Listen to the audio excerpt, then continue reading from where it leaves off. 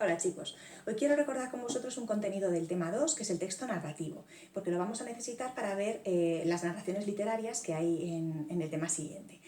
Lo primero que tenemos que recordar es la definición que dábamos del texto narrativo. Si os acordáis, yo os decía que es un texto en el que una voz relata una historia o unos acontecimientos que sucede a unos personajes en un lugar y en un momento concreto.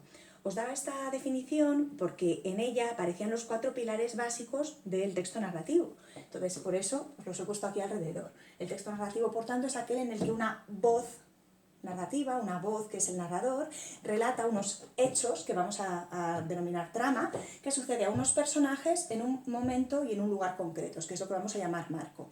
Vamos a ir viendo cada uno de ellos para ver si os acordáis un poquito de lo que era cada uno.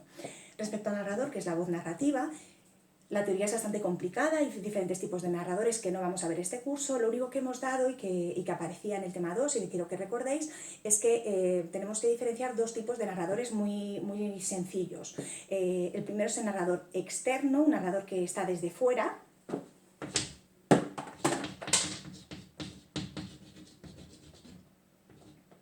Y el otro es un narrador interno, que hace una visión desde dentro. En el primer caso, el narrador externo se va a reconocer porque no participa en la historia, es como si fuera un observador que está relatando lo que está viendo. Siempre utiliza la tercera persona, entonces es la forma de reconocerlo. Tercera persona. En el caso del narrador interno está contando algo que le ha sucedido a él o a alguien muy próximo, o sea, participa de la historia de forma mucho más cercana. Por eso utiliza la primera persona. Entonces, simplemente viendo cuál es la persona verbal que aparece tanto en verbos como en pronombres, pues sabríamos diferenciar qué tipo de narrador es, si es externo o es interno.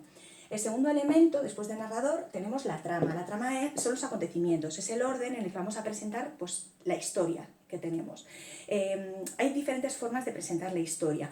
La forma más sencilla es presentar los acontecimientos de forma lógica, por ejemplo, siguiendo la línea del tiempo, la línea temporal, es decir, siguiendo el orden cronológico.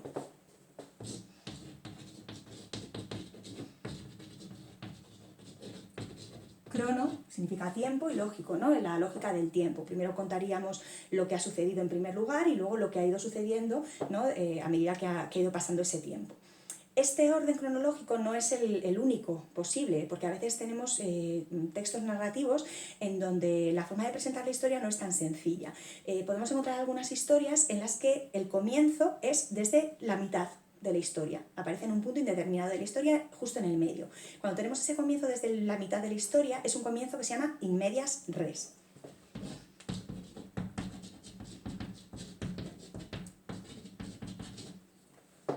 A veces tenemos un comienzo desde el final, aparece el momento final y después se echa hacia atrás la historia y cuenta qué es lo que ha llevado a esos personajes a tener ese final. Ese comienzo se llama in extrema res.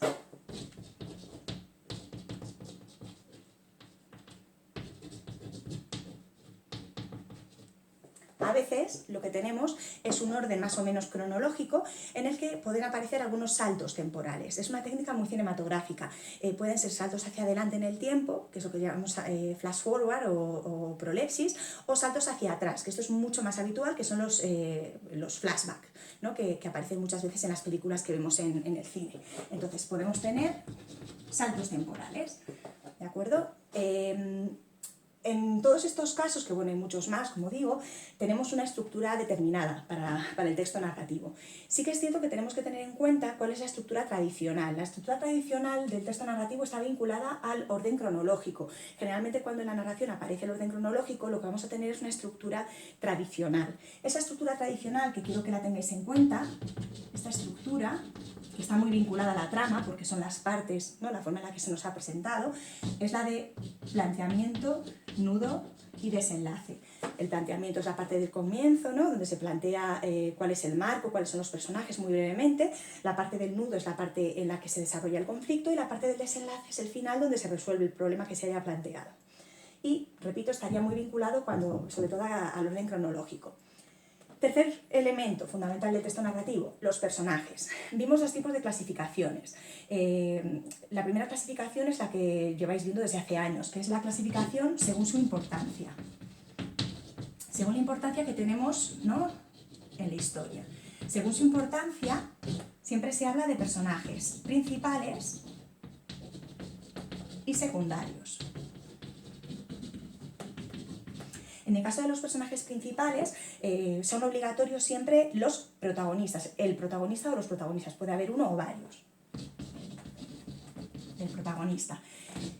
Es opcional, o sea, puede aparecer o puede no aparecer algún antagonista. El antagonista es el personaje que suele oponerse a los deseos del protagonista. No necesariamente es el malo, porque a veces puede suceder que el protagonista sea un ladrón o un asesino y el antagonista sea el que precisamente va en contra de sus intereses, o sea que este podría ser el personaje positivo. Pero bueno, tened en cuenta que este es opcional, puede aparecer o puede no aparecer. Y luego os expliqué también este año que había otra clasificación de personajes que es según la evolución psicológica, según su desarrollo.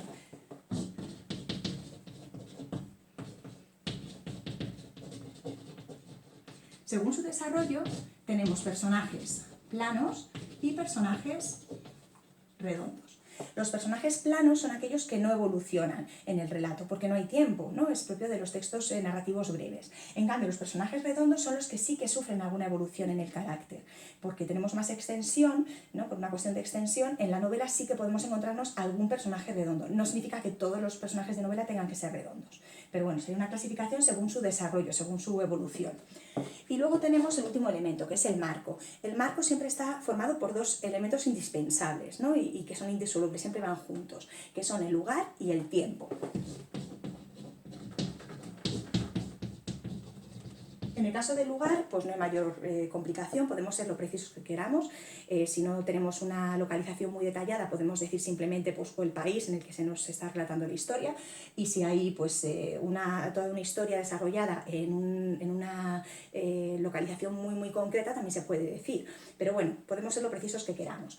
Respecto al tiempo, el tiempo siempre puede ser de dos formas, siempre vamos a tener dos tiempos. El tiempo externo y el tiempo interno. El tiempo externo es la época en la que se desarrollan los acontecimientos. El momento histórico puede ser en la actualidad, puede ser hace mucho tiempo, puede ser en el siglo XVIII, puede ser en la Edad Media, en la época, ¿vale? En cambio, el tiempo interno es la duración de los hechos que se nos están relatando. Yo me fijo en qué momento empiezan los acontecimientos y en qué momento terminan, y a lo mejor desde que comienza el relato hasta que termina ha pasado un día entero, o ha pasado un mes, o han pasado 3 años. El tiempo interno, por tanto, es la duración de los hechos relatados. ¿Vale? Y ese sería el último elemento, el último gran pilar del texto narrativo, que repito, serían 4 los elementos: narrador, trama, personajes y marco, porque el texto narrativo es el texto en el que una voz relata unos hechos que suceden a unos personajes en un lugar y un momento concretos. Y esto es.